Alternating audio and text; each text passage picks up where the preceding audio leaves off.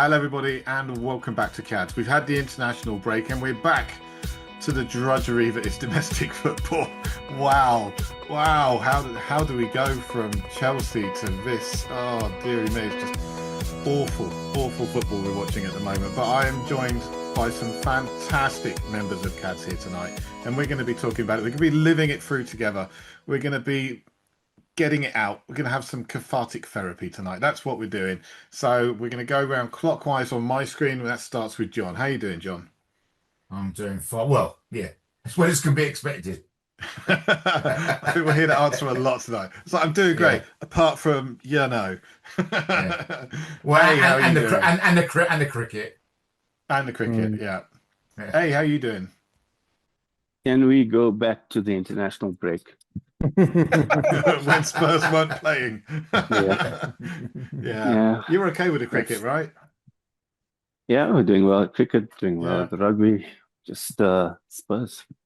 Yeah. The Spurs. Yeah. Austin, how are you doing tonight? Um, excuse me, sorry, I've got a sweet in my mouth. My computer took so long to come to life that I put a sweet in my mouth, and I've still got it. I'm pissed off, hugely pissed off. I'm furious with the players, and apart from that, I'm very well, thank you. Well, you've got a bit of something sweet in your mouth. It should be fine. Life will get better, I'm sure. Ash, how are you doing tonight? Following up with Oz, I would say this is what I got to think.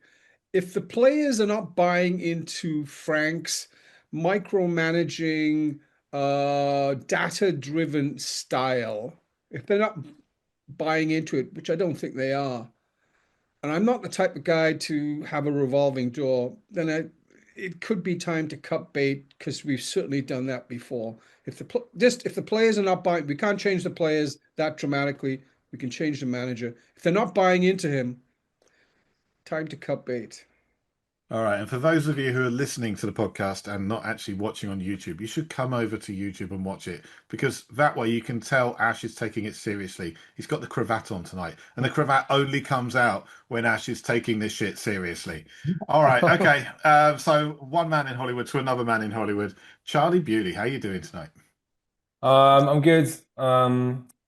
I tried to take a year off of Tottenham, but here I am. At probably one of our lowest points. Yeah, I'm still here through thick and thin. What doesn't kill you makes you stronger. So Yeah. I still have a smile because I know that change is on the horizon. I know that this can't go on forever. It's insanity. There's an insanity about our club. It's insane. And I'm keen to get to the bottom of it with you gentlemen tonight. So let's go. Let's dig deep and figure out what the real problem is here, I'd say. All right. We will be, I think, referring to John, Ash, and Austin as the people that have seen more football than any of us, to try and give us some kind of insight into what on earth may be going wrong here. Can I just ask? Of course, Can I just ask you?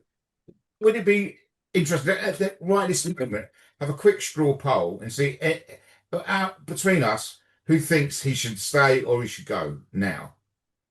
I mean, I'll start it off, and I think he should stay at this moment in time. I'm going to vote for David Weeks as well and say that we both say that he should leave. David Weeks is in he needs to be given a bit more time camp. I happen to know this for a fact. No, he's changed his mind. No, he's not. He's not. David is in he needs to see at least the end of this season out. Well, then his vote doesn't count. What about you, Ash? Yeah, Ash, what do you think? If we're pants on Wednesday against Paris, which we most probably will be, then he has to go. Austin? I'm with John. I think he needs time, for goodness sake. We've had a whole culture since Poch left where we've been negative. And I think the players have got negativity inbred into them. And I think we need to gradually grow out of there. And I think you could get Pep Guardiola in tomorrow and we'd be no better. I think you're right. I think it's going to You're take absolutely time right. to build up. There's a reason for that. Go on. Go on. It's endemic within the club. I said it last time. It's endemic, but there's a softness and it goes from it's translating into like a virtuousness. There's a virtuousness about Tottenham, that we are sustainable, and that we're equitable, and equity, and this and that and all these things, and we're so bloody great. We're the greenest club on the planet. We're so well run, fantastic. But something really, there's a softness at the core of it all that you could just blow away. It's like a dandelion. Yeah, not a dandelion. What's those things, Mr. Fox? The little things you blow. That's Tottenham. Dandelion. Is it dandelion? Dandelion. Yeah, It's a dandelion. A dandelion. Anyway, All we're a right. dandelion. We should be called a dandelion. Let's continue the count. What about you? What do you think? I think he's got to stay for now. I think it's too early, and I'm tired of the revolving doors. We've got to see something out soon. Yeah. I didn't want the last manager sacked. I don't want this manager sacked. I think we have to give him the season, because otherwise we're just going to continue with this short-term thinking. And I think we kind of need to do what we did when Poch came in, which is you make it clear that the top guy at the club is not one of the players or the squad as a whole. It is in fact the manager, and the manager is the guy who will have the final say. Because when Poch came in, you had Kabul, you had Adebayor, who were kicking up a bit of a fuss. Aaron Lennon apparently was in that group as well, but he, turned things around. And oh no, somebody else is joining. Marcel's joining us as well. Hey. And he laid down the law, and he said to the club, right, we're going to get rid of these players, and we're going to make things my way or the highway. And it worked. And personally, I think when it came round to the end of his time, we should have done the same thing again.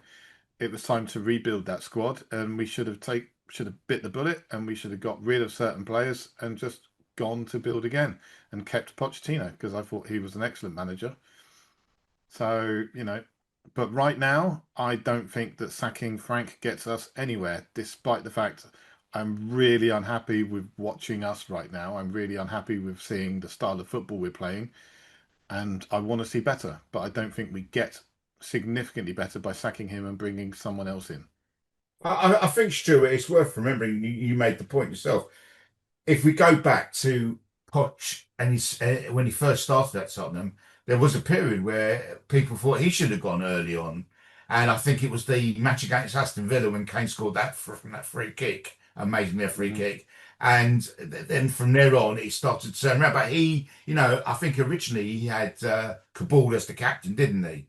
And then he, after over that year, he realised who he wanted and who he didn't, and who he didn't want.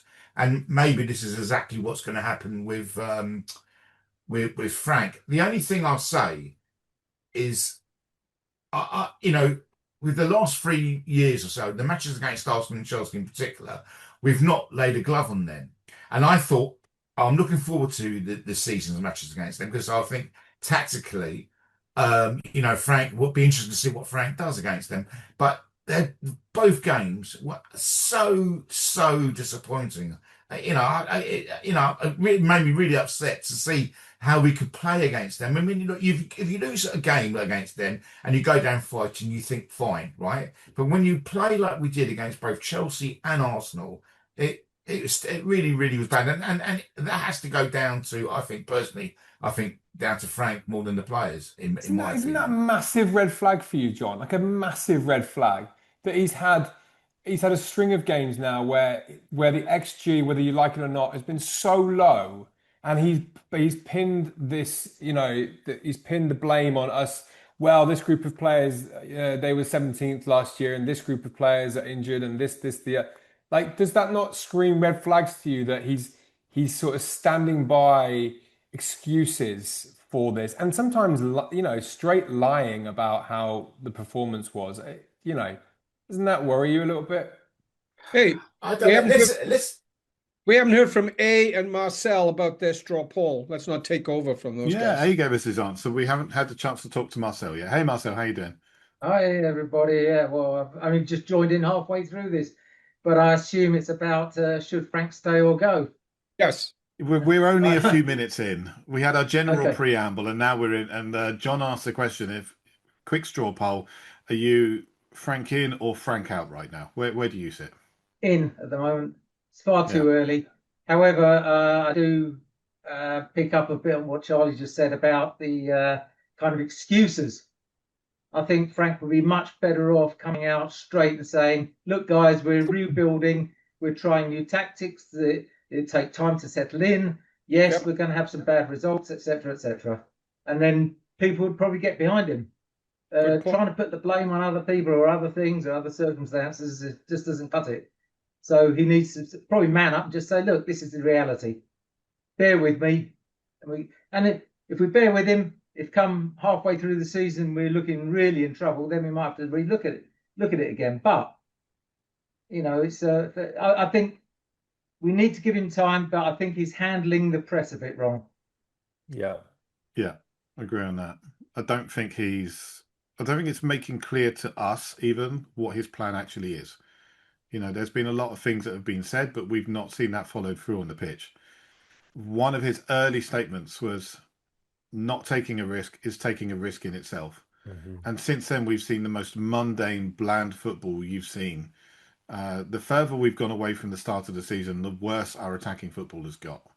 And you were in the car with me when we were coming away from Monaco, and I think it was Alex who said, you know, the longer this season goes on, the further we stray away from the light, which I thought was a great statement.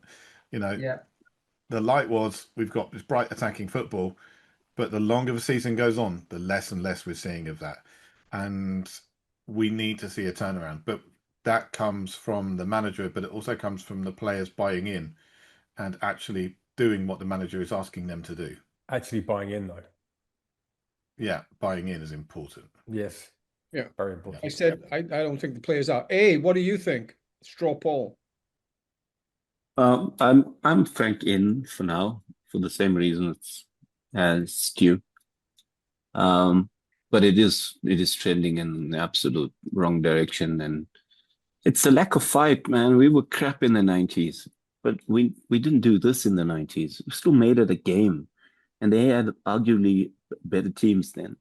But we made it difficult. We put up a fight. We tried. This looked like no belief, no plan, nothing, and that's worrying. I think there is a plan, but I think the plan is often to negate what the other team is doing. It's not about what we can do to hurt them. It's about stopping them from hurting us.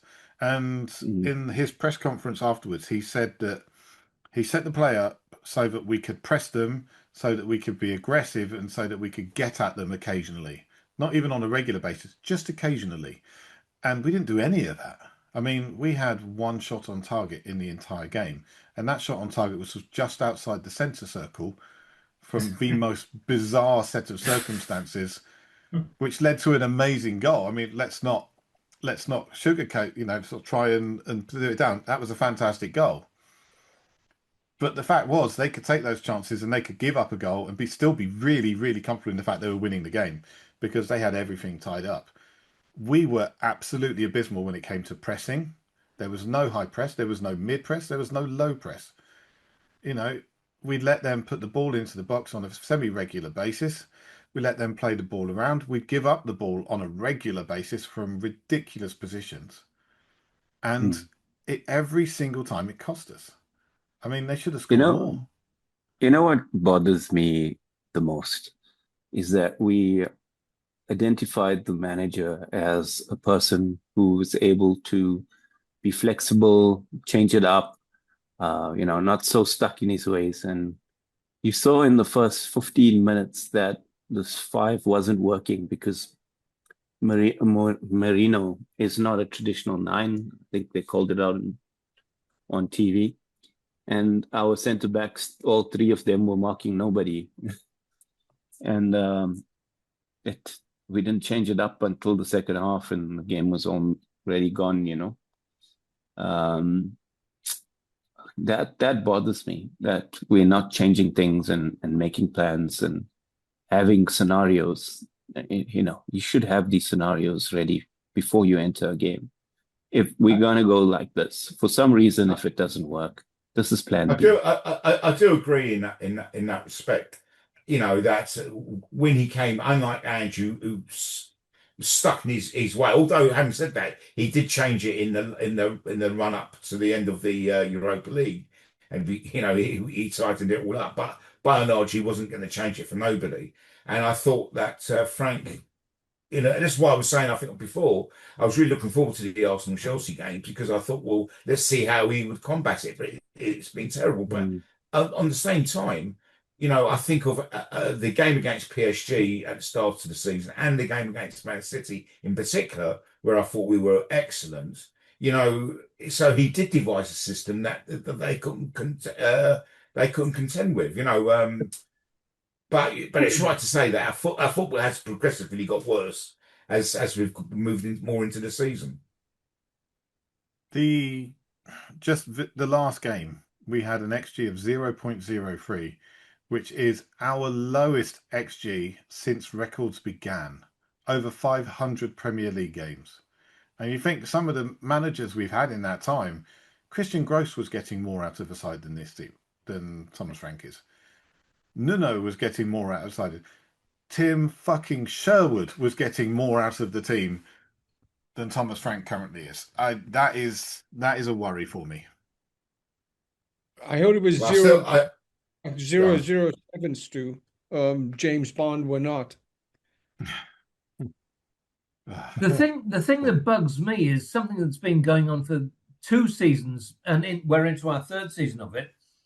When we transition, when we gain possession, we play the ball forward, and every time we play the ball forward, the defenders coming from behind our midfielders or our forwards are winning the ball because we play the ball longer than we should do. I don't think Richarlison's hardly won a ball in this season.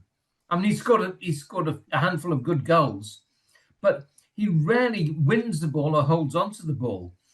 Bentancur loses possession more than God knows what. We play the ball forward and we lose it every time, and we've literally done it for 2.5 seasons now. And we need to have players in midfield who will take the ball and will turn and will go through the transitional period. But none of our midfielders do that. Bentancur doesn't. Paulinho doesn't, but at least he wins most of his battles. But we need an extra midfielder. And we've got Berval, who's brilliant. We've got Archie Gray, who takes people on. We don't play them. We need someone who will actually receive the ball and turn and actually beat the press that comes, because otherwise we're just playing to other teams' strengths. We do need to be absolutely fair on this. Berval's just come back from a concussion. I accept that. Archie Gray had a calf strain, which he's only just come back to training for. We do have a still significant list of injuries or players who are not fully fit. Yeah, I think you can count Berval and Gray in that group. Dragoshin is getting there. Kulusevski is apparently training on grass again. Solanke, maybe we'll see him this year, maybe not. Who knows at this point? Maddison, we're not going to see for the rest of the season. There's so much. There are still injuries, and we did give Ange a lot of grace last year because of those injuries. But I think he was dealing with injuries. Yeah, we did. I certainly did. For the record, we apparently there was a thing in the paper the other day. We've got the highest number of injuries again this season in terms of how many days players have missed, and we are, and then I think it's followed by Man City, and then I think Arsenal. I think something like that.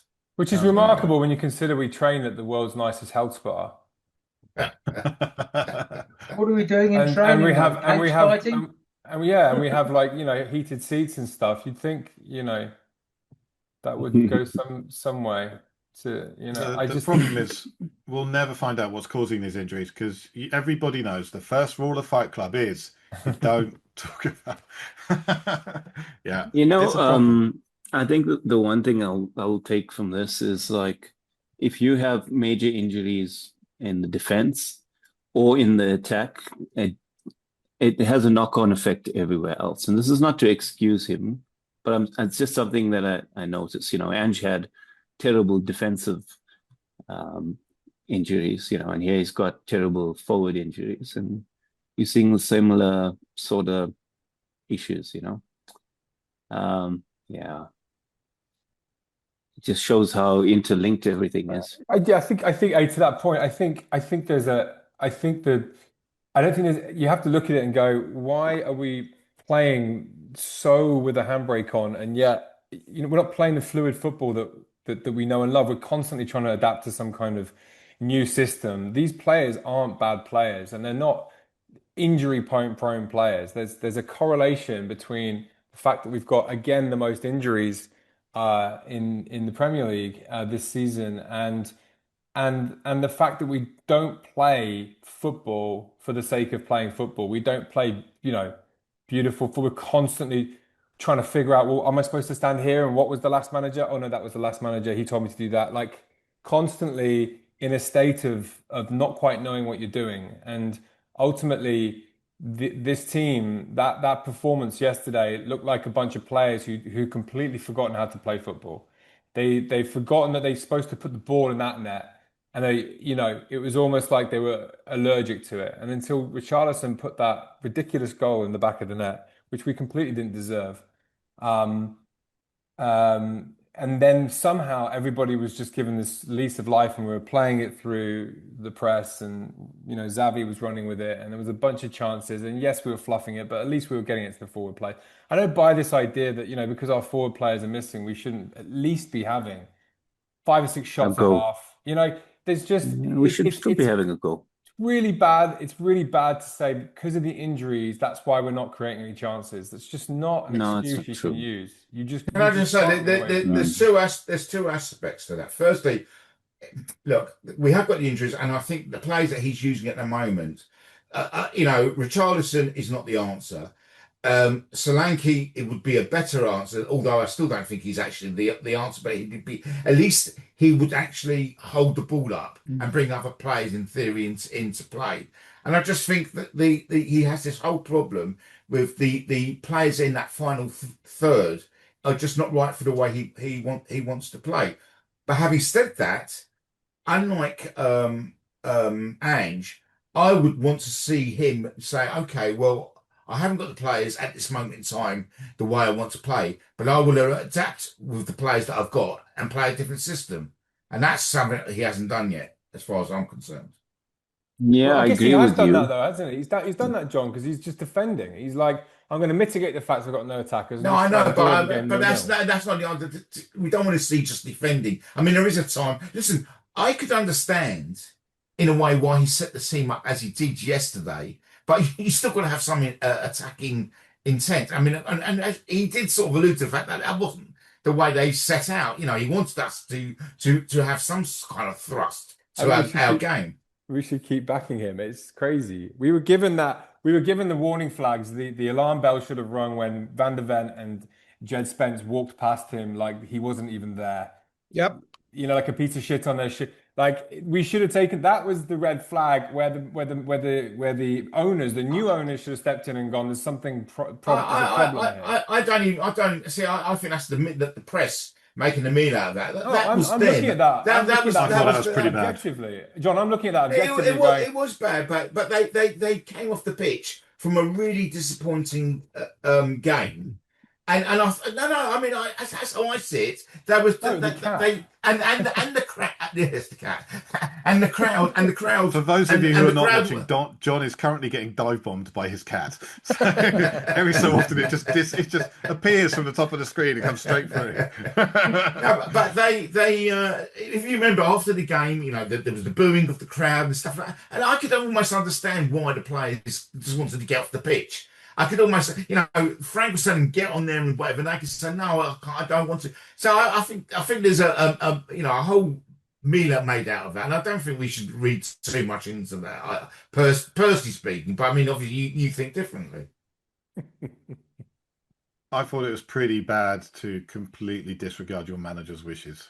Yep. Your manager says, for me, just working office jobs. If my manager tells me this is the way we're going to do something, you either get on board or you get out. And if you can't do it in the manner that they expect you to, you either need to adapt or you need to find a new job. It's endemic of a couple of players who aren't playing for the manager, and for him to come on and talk after the game yesterday and say, well, that wasn't the way we set up. it shows that you have, you know, after 4 or 5 months of being in this job, you have no control over your players.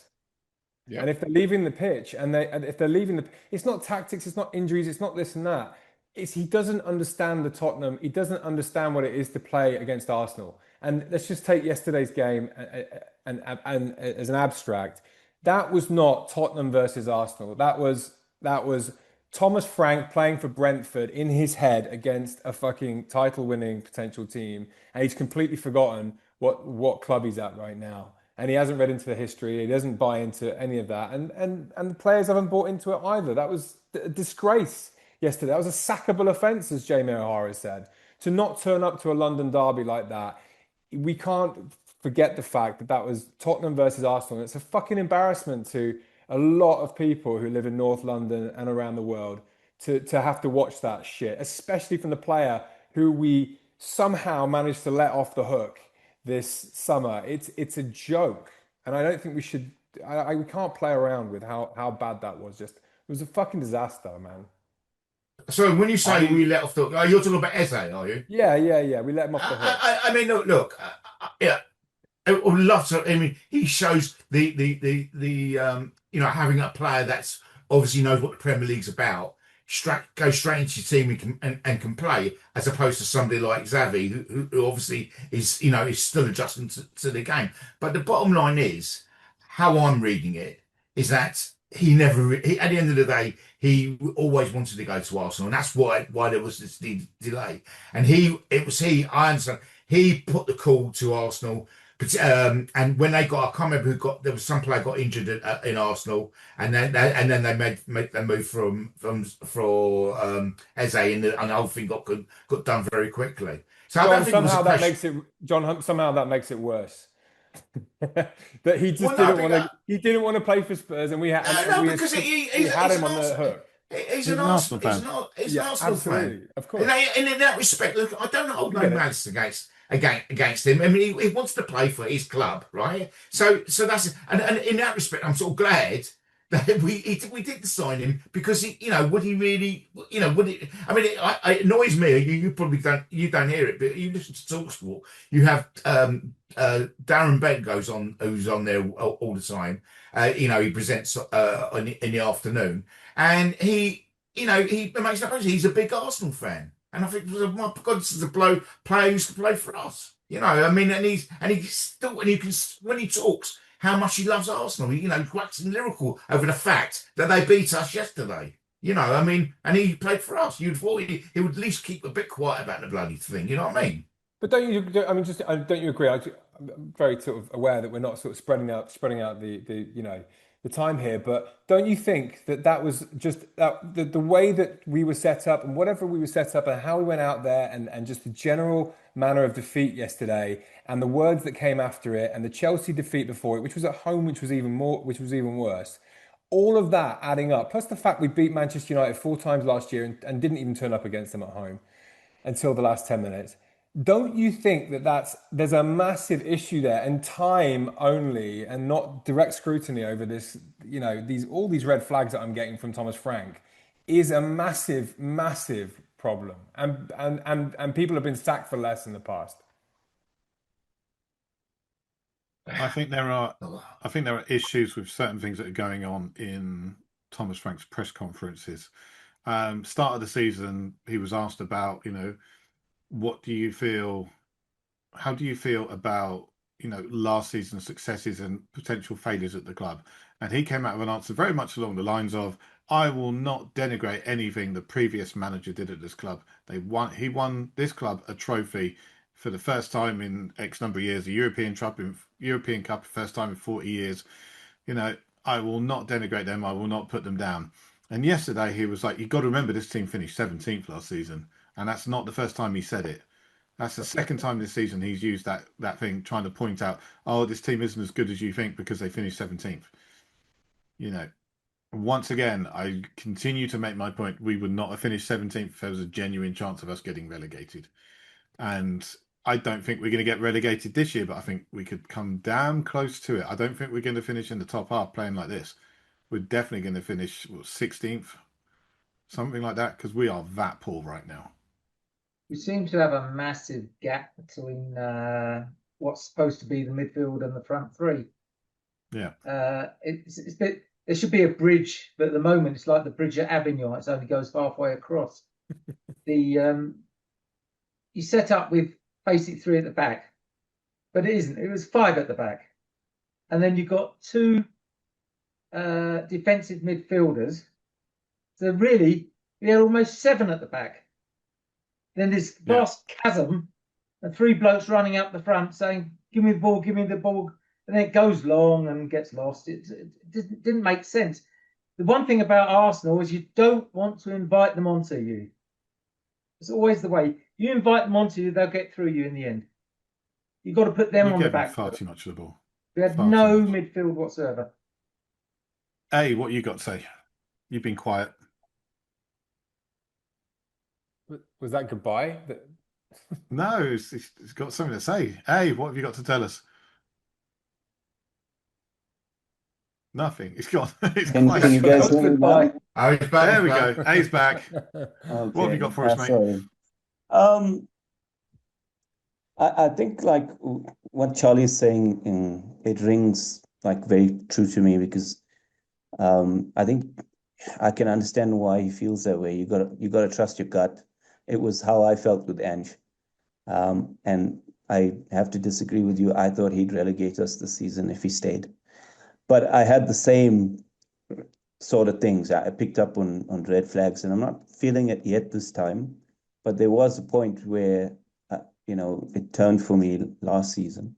So I think like it definitely has merits to consider that point of view. So yeah, there are some red flags.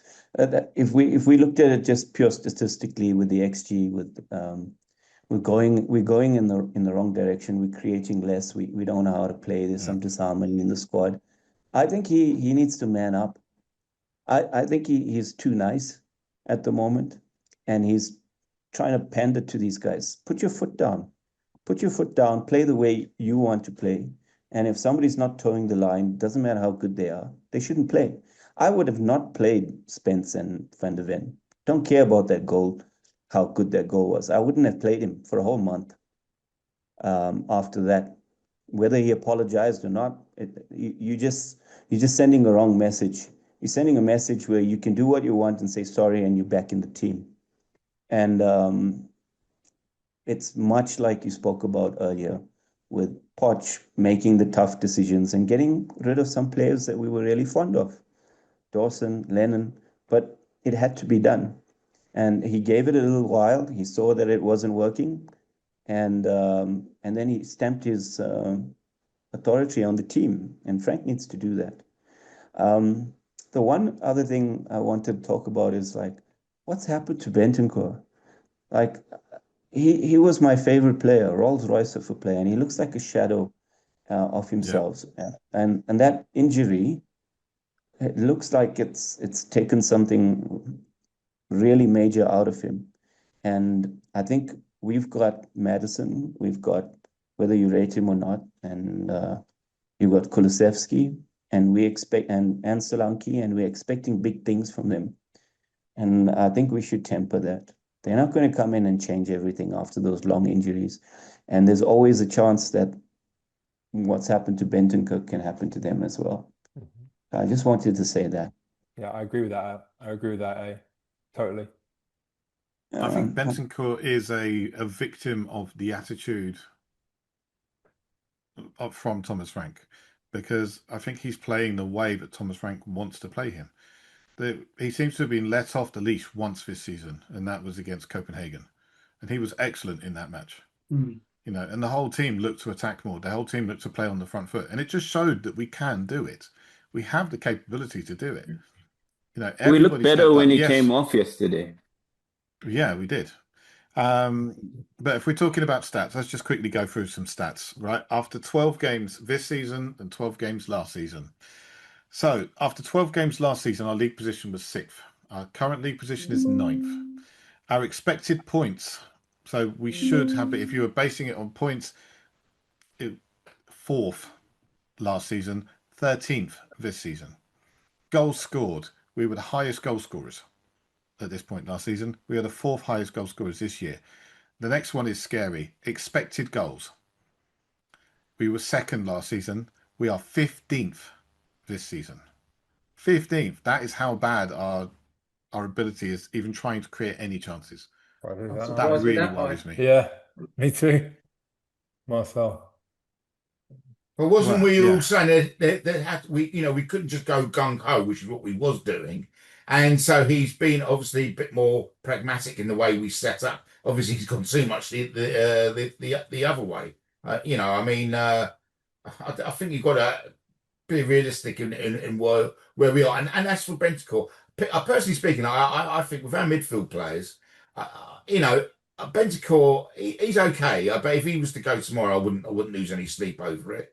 To me, the players that I like would be Bergvall, Gray, because I think he's got probably promise there. I like Polinia, and maybe Papa Sarr. But who else? I mean, the rest is people like Madison and all that. Who knows what they're going to come back like? It's a bad injury, and he probably won't come back the same player anyway. You talk about Thomas Frank being more pragmatic. Our number of goals conceded per match has gone up significantly. Has it? The number of points we pick up with our first choice defence has gone down. The number of goals we concede with our first choice. That must have been just recent, because I mean, certainly up to the Chelsea game, I think we were the joint or second top goal scorers in the Premier League, and we had like the second or third best defensive record. But obviously, we've got the 8th best defence in the league at the moment. Last year we had the 3rd. At this point. But John was making a point. Until that game, we were actually, even our goal difference was pretty high up there as well. So it's sort of fallen off the table since then. I mean, I know a lot of people are unhappy with talking about XG and stats and things like that. But for once, the two things are lining up. We look absolutely terrible, and the stats point to us being absolutely awful. The eye test and the statistics are lining up hand in hand right now. We look like we're terrible, and the statistics point out that we're terrible. It sounds like you're saying that you want him to go then. No, I don't think. Look, if I could point to a manager and say I think he should come in and he would be so much better, I would be. But I can't. I can't see anyone. There's not one manager that you'd say would be better than Thomas Frank right now. There's not one available manager who would come to us that I think. Have you? I mean, yeah, I've looked. I've looked through the. You said that about Ten Hag. There is a man. That is just not true. The problem is that there is this. This feels like and we talked about this last time. I don't know what you think about this, but isn't this a levy? Don't we have a clean slate right now? Isn't there a chance to totally wipe the floor of this toxic regime that has been ousted at the end of this summer? It seems to me like that either the Lewis family knew that they were going to fire him, allowed him the transfer window, and to get the manager on board so they could have another cycle of 2 years of crap before they really invested in a manager and really invested in a team that they thought was actually going to do anything. It feels like they're buying time to me with Frank because they know we'll suffer this shit. Oh, we definitely will. I mean, you're not gonna stop people like John going, are you? I'm still going on Wednesday. I'm still gonna go. I'm gonna go to the PSG game. I'll be there. John will be at the next home game. Despite all the crap that we're having to put up with, I'll be tuning in. I'm pretty sure everyone here will be sitting down and watching the match. You can't stop us, despite the fact we have a very, very high chance of losing against Fulham. We can't. None of you are local. I've got a spare ticket for Saturday night. Anyway. And you said a few weeks ago. you can't get rid of the tickets now. I mean, you put them on the exchange and they don't sell. Yeah, the Sonny's left, right? Well, I mean, not just that, but since this season, it's the first time in many, many seasons that get tickets have actually gone to guest sale. Normally, it's been sold out without a problem. Now people are putting their tickets back up for resale and they can't sell them. and they're saying, "Oh well, if you're the guest of somebody else, you can buy the ticket," and they're still not being sold.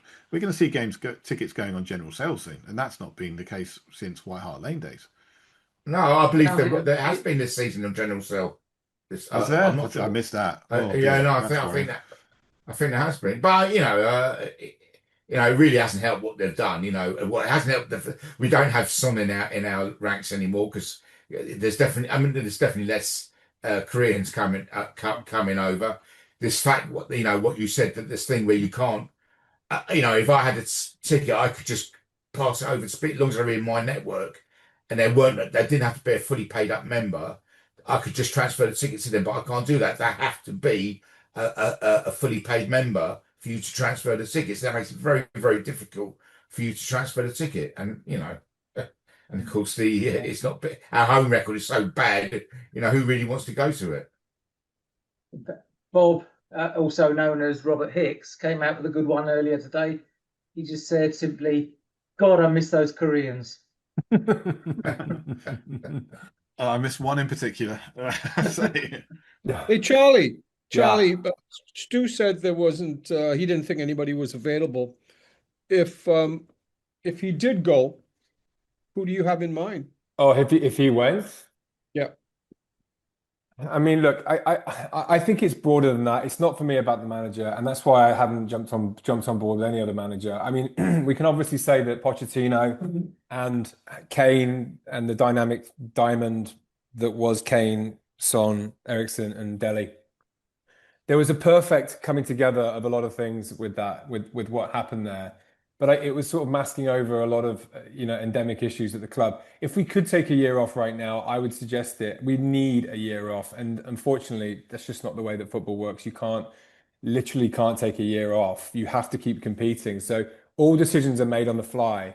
And I don't think I think there needs to be, if with this fresh new, chairman, this and that team, there has to be a thorough investigation of what's going on at the club that's making us so soft. Because our managers are soft, our players are soft in North London derbies, our fucking bones are soft, our ligaments are soft, everything's breaking, everything is coming to pieces at Tottenham.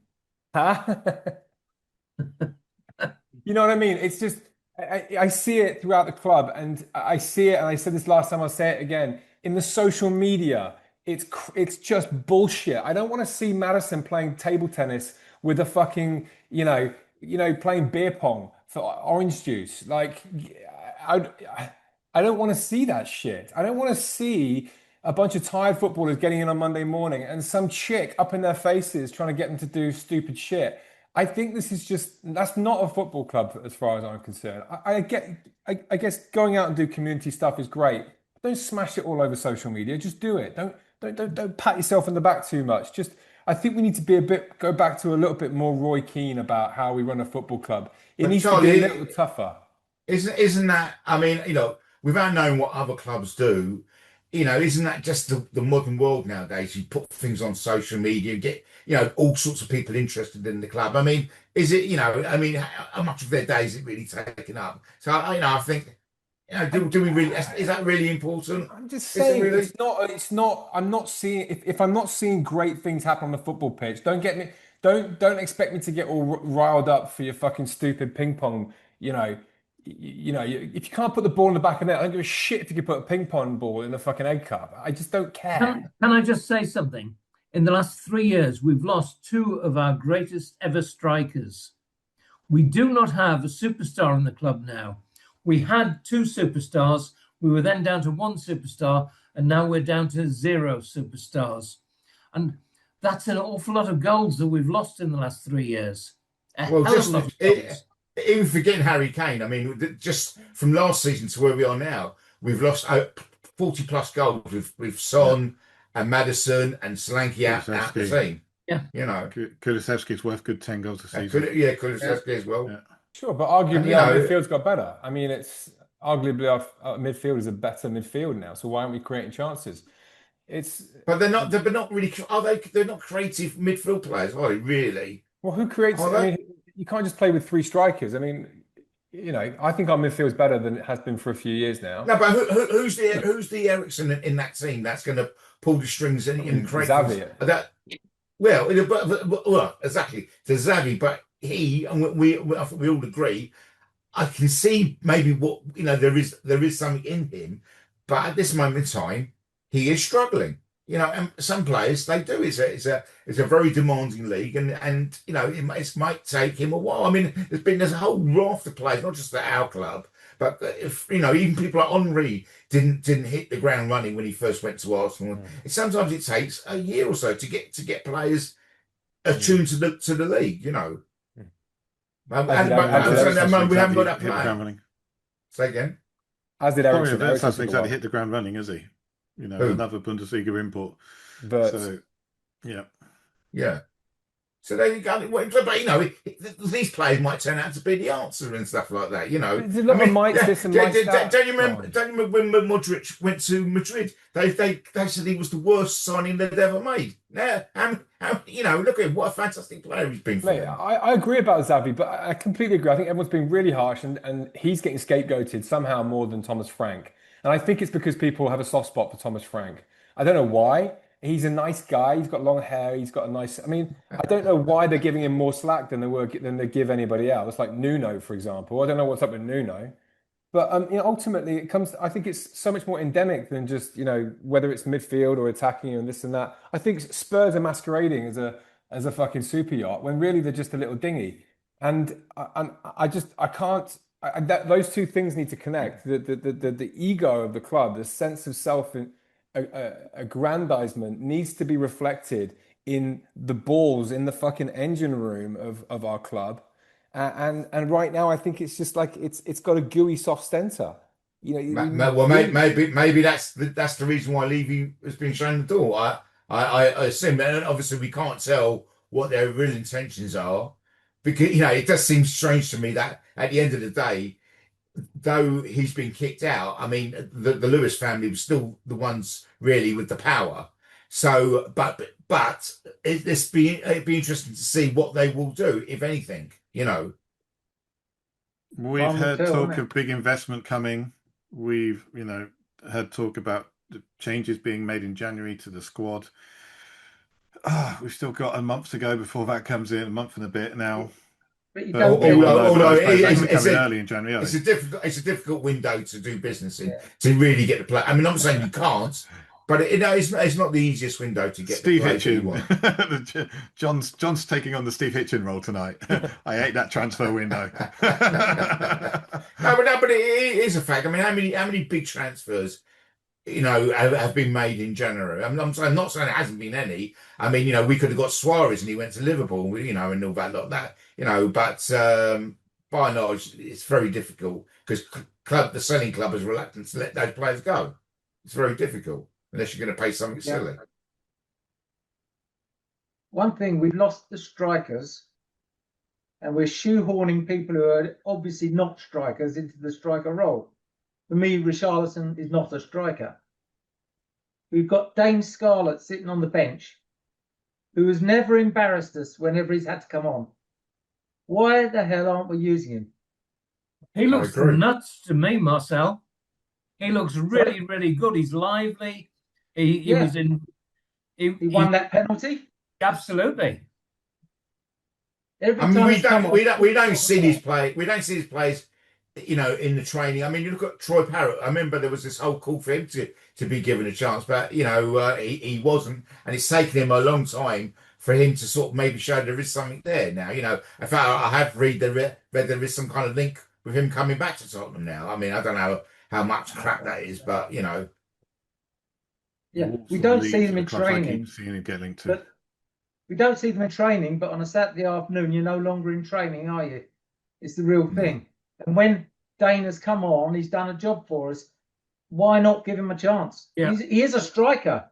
He's not. I'd love to see the youngsters given a shot. That game against was it Elfsborg last season when the three of them scored those goals. It was fantastic. To me, that was. I mean, forget the final, but that was to me. It was one of the highlights of the season last year. It was. Yeah, it was. I think I chose that as my main point last year, didn't I? You did indeed. Parrott was involved in all those 3 goals. Yeah. Yeah. So one thing about Scarlett is I've seen him play in the under-21s a few times this year. He's not looked brilliant. He's not ripping up any trees at that level. And I think if you want to be considered for the senior team, you have to really show it in the level below, and he hasn't, frankly. But So- some players need that higher level around them to really shine. Yeah, Yeah. I think Kane was a prime example. I mean, you know, Yeah. all the clubs he Oh. went to on loan, he never really. If you asked any of the coaches that managed him at the time, they wouldn't have said he would have gone on to have the career that he's had. But you know, he's come into the Tottenham team at the right time, and you know, and then he's flourished, and it may be the same with somebody like Scarlett. I'm Yeah, not but saying it is. Kane was banging in hat trick after hat trick for the youth teams. He He was. was. He was. Yeah. There was something about him, and I've not heard anything about Scarlett or Parrott or any of these guys, to be honest. I mean, maybe Lucas Barnett, Brunette, whatever his name is. Luca Williams Barnett. He's now back at the club. Shall I tell you a funny story about him? I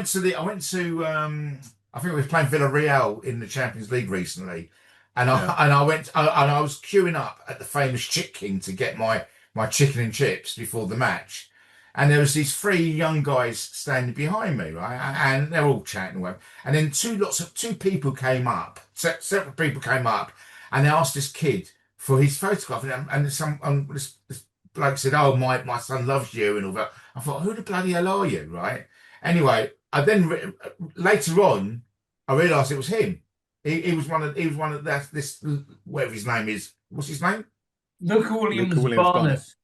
But yeah, it was him. He was queuing up for his chicken. Last time we'll do that. Yeah, I hope so. Not too often, certainly. That was the highlight of that game. Yeah, true. Yeah. The problem is if we talk about youth players too long, Ash is going to start going on at me about you talk about these players and they never get a chance. Why not? And Ash, I can answer that for you. I've looked it up. The average age for an academy player to transition into the first team is 22 years old. None of these players are 22. So give it some time. I mean, if Archie Gray can't get a look in, if Archie can't get a look in, it's not. It's, you know, I think Is that just for Tottenham or across the Premier League? Across the league, across the Premier League, across the Right. Premier League and top 5 European leagues. The Yeah, average age for a player to transition. I mean, to football's the very academy is different. 20. Football's very different now to what it was back 20, 30 years ago when players were, you know, and I think when Hoddle first came into the team and things like that, you know, and 20, nowadays, 30 years ago, Hoddle, you got to go back another decade or so, mate. well, you know, right, you know what I'm saying? You know, this player, I mean, I think like Hoddle, he made his debut, I think, in 75.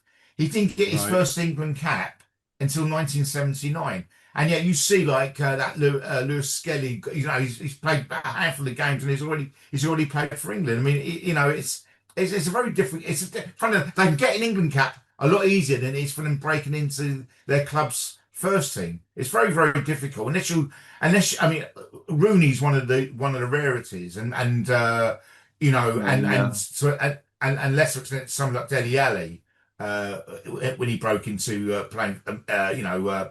First team football, but it doesn't happen that often, does it? You know, when they're really young and they get given a chance. For Arsenal, are beginning to do it, aren't they? Really, in fairness to them. Saka was pretty young when he got a chance. I think he was like 18, 19. So Berger, yeah, quite young. Yeah. Oh, Bergvall, yeah, 18 years old. Exactly. And you know, Austen earlier on saying about, you know, we don't have any superstars. I think we got a superstar in the making.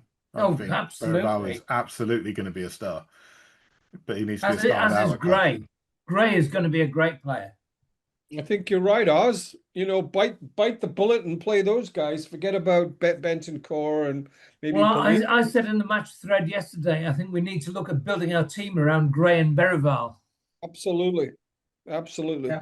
And I'd Pat be okay with that. Matasar. And what? And Pat Matasar. I'm not sure about him. I'll be honest. You know, to me, my two favourites on that is definitely Bergvall and Gray.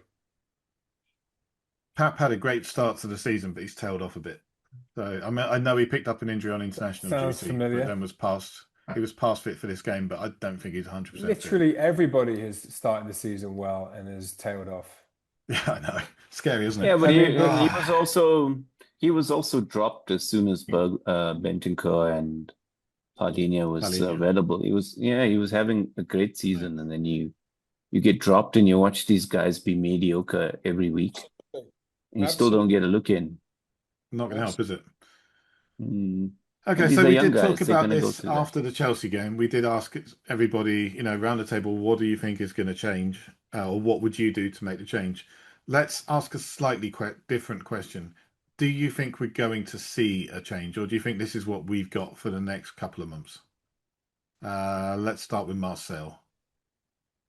What we've got for the next couple of months. You think Simple. we're going to be stuck with this kind of performance? I and think this we're kind stuck of with results this, and everyone's going to pin their hopes on January, and then January will come and go, and they'll say, "Oh, we tried our best," and carry on. Oh, wow. Oh, Austen, What always happens. Tell me you're being more positive.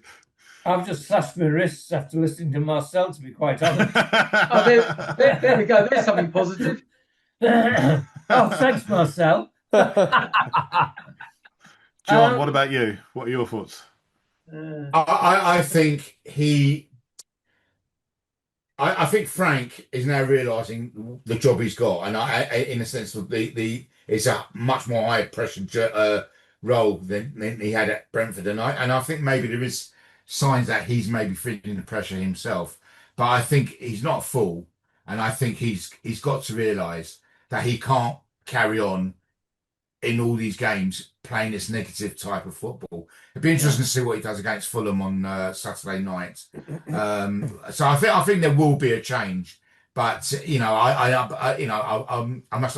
When is Solanke supposed to be back? Who knows at this point? Don't ask Thomas Frank.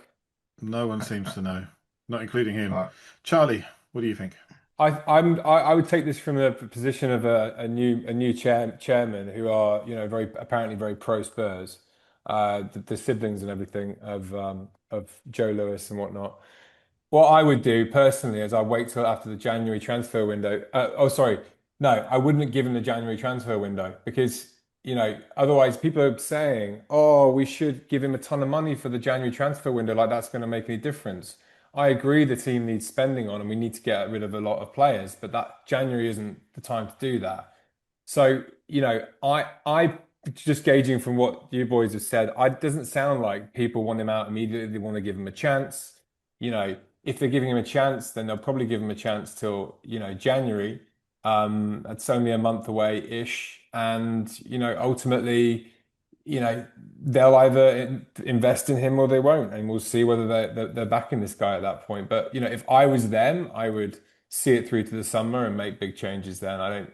I think he's going to do just enough just to stay in the job, to be honest, and that's just indicative of Tottenham. But it's important to remember this is not Levy anymore. So he's not used to, these guys aren't used to hiring and firing. So it'd be interesting to see how they do react to this, and to me, that's a worry. I agree with you, and that's what I'm saying. It's been a worry for me for a long time, and the biggest worry for me is that we're European champions and we're going through something like this just really short after it. It reminds me a lot of that Poch season, but I think Frank will stay in the job for a little bit here. Look, the fans make they shout and they scream. But often we don't know we don't know what's going on behind the closed doors. So the owners and this said to you, agreeing with you, Charlie. We don't know how they're new to this kind of role, so we don't know how they're going to react. But they have to make a call when January comes, or as January comes. Do they have faith in Frank? If they have, then he's got to be backed. Certainly in the next window until the summer, whatever happens. If they don't and they've got questions, then they've got to be brave and they've got to get shot of him and get whoever in, or whoever that might be. But it's they who have to make the call. The fans can basically, as far as I'm concerned, we some say he's got to go, some say he's got to stay, but we don't know what goes on. And they're the ones who've got to make that call, and they need to make that call as January comes? I think they can do both. I think they can get a left winger in, which we need anyway, a big left winger, and that won't look. It will look like they've backed Frank. They can get a striker in, although I think when Solanke gets back, we don't need a striker per se with Colomwani and with Richarlison. We've got a lot of people up front once those guys come back. And it can look like they're backing Frank, and yet they could still fire him. You know, if we're safe and we're out the cups, then they could still fire him in February and March, and give another manager, you know, some time to work on the summer. So, you know, it could be one of those sort of, again, middle seasons where we basically do fuck all, and we accumulate a bunch of, you know, half good players, and we find another manager and rinse and repeat. But, you know, we hope not. All right, let's continue going around the table. What do you think? Are we going to be seeing more of the same for the next couple of months, or are we going to see a change? If the definition of insanity is do the same thing and expect a different result, and I think it applies to Frank, and it applies to the owners. So I think it's going to come down to that. He seems like a clever guy, so hopefully he makes the changes necessary, whether it's stamping his authority, being more demanding, and sticking to his guns in terms of how he wants to play. And to me, it just looks like there's communication issues, or they just certain players are wielding too much power and not playing for him. He's got to sort that out. And if he doesn't, then, as you guys said, there's a decision to be made higher up, because they can't expect the same things to be occurring week in, week out, the same preparations, the same teams, the same structure, and expecting different results.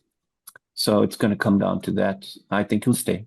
I think he'll be here. I don't think he's a silly guy, and maybe it's taking longer for him to get to, you know, where he wants to be. But yeah, I think first big job with a big team, and he's showing that he needs to adapt as well. So it's basically you know, swim or sink all around. And Ash, what are your thoughts? Well, you asked this a couple of weeks ago, Stu, and I said I had no solution. No, I'm not asking for solutions. I'm asking you whether you think we're going to continue to see this kind of performance and these kind of results moving on. I think, and I think Charlie touched on it, and Adesh touched on it. Sorry, excuse me.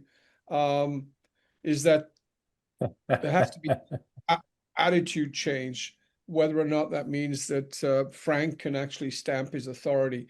But Charlie makes a big point. There is a softness to this club, and it runs all the way through. Whether or not the revamped ownership can actually change that. The softness has to do with that attitude. Will we continue on unless there's a change of attitude somewhere? It is going to continue on, and mediocrity is ours. All right. So for me, I can't really see things changing over the next couple of months. I also can't see us changing manager. I think we're stuck with this potentially for the season. I know a lot of people are looking forward and saying, well, there's a manager we happen to know quite well who may be out of a job at the end of the summer. We'll wait and see. No. I'm not sure. I'm not sure taking a step back is a great idea. You know, going backwards. So for me, if we're gonna make a change in the summer, I think it needs to be a look forwards and see who's available then. But we've got, talking about looking forwards, we have a slightly easier calendar coming up. Obviously, our next game is about as tough as we've seen all season. Paris Saint-Germain. That'll be great fun on Wednesday night. I'm looking forward to that. And then we got Fulham. Traditionally, we tend to struggle against Fulham, but, you know, it's probably the kind of game that we could do all right in. Then we got Newcastle, Brentford, Slavia Prague, Nottingham Forest. The games are getting easier until then, because then we got Liverpool. But then Liverpool in their current form, we got a chance. And then Crystal Palace to round out the month. So there we go. Let's see how that goes. I'd say the Palace manager would be a good. I think he hasn't signed a new contract yet, has he? He Who? hasn't he signed a new might- contract, but he's wedded to 3 at the back, and we don't have enough central defenders to play that way. So But he's, we he's would done a absolutely- fantastic job. He's done a fantastic job at Palace, and unlike some of the other managers, like Frank or even the guy at Bournemouth, he's actually won things. Now, yeah, you know. no, he's very, very, very good manager, Glasner. Yeah. Yeah. So we will see. There's a little bit of time before we get to play them. Maybe we'll have a new player or two in by then. Let's kind of hope so. But yeah, that'll bring us more problems with squad building and who gets dumped out the squad, because we are a little bit bloated at the moment. But okay, gents, thank you very much. Thank you for sharing it. It's been a long one, and I'm sure we'll be sitting through some more difficult games in the future, but we will be back to talk about it and try and have a laugh, as we always do. Thank you, gents. It's been great having you here. And until next time, come on, you Spurs. Bye. Bye. Cheers. Cheers.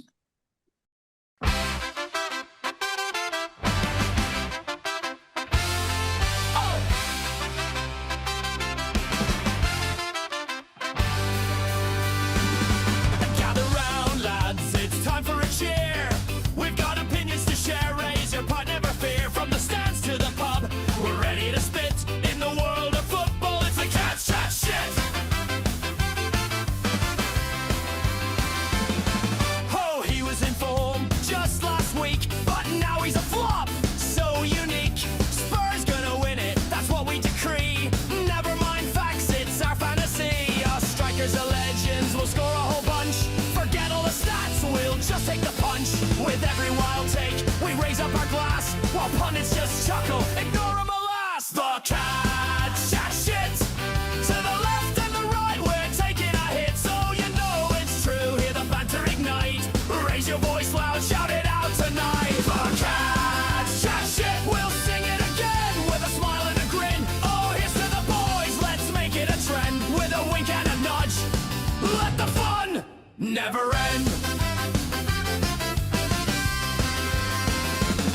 Last week we claimed it'll be 5-0 for sure. Now we're debating if we'll score at the door. Did you see that last miss? What a fiery debate as we pull up our chairs and we narrow our fates. Hot takes flying high, we're the kings of the pub, while the lads on the pitch just need a good rub. From the top of the table or right back to the ground, you'll hear us all chatting that familiar sound. The CADS chat shit. To the left and the right, we're taking a hit, so you know it's true. Hear the banter ignite, raise your voice loud, shout it out tonight. The CADS chat shit, we'll sing it again with a smile and a grin. Oh, here's to the boys, let's make it a trend. With a wink and a nudge, let the fun never end. We'll argue with a passion like it's do or die, with half-baked logic and a mischievous eye. Trust me, mate, we'll climb up the ranks.